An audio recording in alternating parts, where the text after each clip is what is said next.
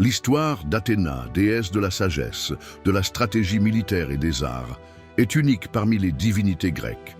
Elle ne connaît ni naissance traditionnelle ni déclin, étant le fruit direct de la pensée de Zeus. Athéna n'est pas née d'une mère divine de la manière habituelle.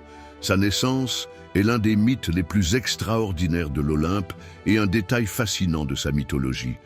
Sa mère était Métis, la déesse de la prudence et de la sagesse. Zeus, son père, avait été averti par une prophétie que Métis donnerait naissance à une fille d'une sagesse égale à la sienne, puis à un fils qui le détrônerait, menaçant son propre règne. Pour éviter ce destin, Zeus, par ruse, invita Métis à jouer avec lui, puis l'avala alors qu'elle était enceinte. Quelque temps après, Zeus fut pris de terribles maux de tête. Selon les versions du mythe, Héraclès, Héphaïstos ou Prométhée lui fendit le crâne d'un coup de hache. De sa tête en jaillit Athéna, déjà adulte, entièrement armée d'une lance, d'un bouclier et d'un casque, poussant un puissant cri de guerre qui résonna dans le ciel et sur la terre. Cette naissance symbolise sa nature de déesse de la sagesse et de la guerre stratégique, venant directement de l'esprit du roi des dieux, sans l'intervention d'une naissance physique maternelle. Athéna est une figure majeure de l'Olympe, respectée pour son intelligence, sa bravoure et son sens de la justice. Sa sphère d'influence est la guerre stratégique, la tactique et la victoire honorable, la distinguant de son frère Arès, qui incarne la brutalité et le chaos du combat. Elle est également la protectrice des arts, de l'artisanat et de la sagesse.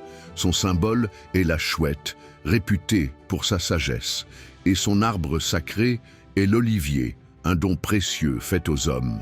Athéna est la patronne de plusieurs héros grecs, les guidant et les assistant dans leur quête.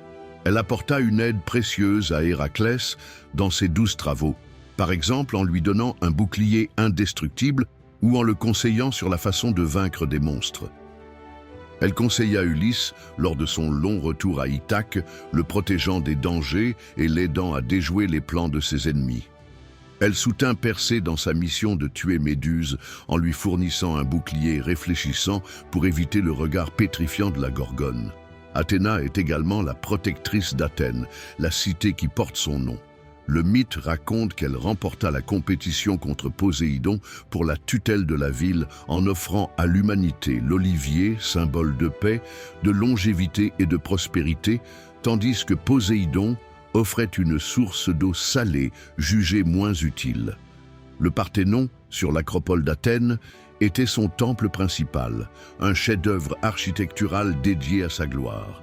Elle est également connue pour sa virginité, restant une déesse vierge, ce qui symbolise sa pureté et son dévouement absolu à la sagesse et à la raison, sans être distraite par les passions amoureuses.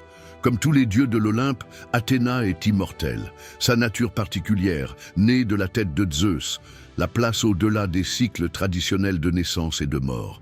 Elle continue d'être la gardienne de la sagesse, des arts et des stratégies, une figure de force intellectuelle et de courage indomptable dans la mythologie grecque. Son existence n'a pas de fin. Elle demeure une figure éternelle du Panthéon. Avez-vous d'autres questions sur Athéna ou d'autres divinités grecques ?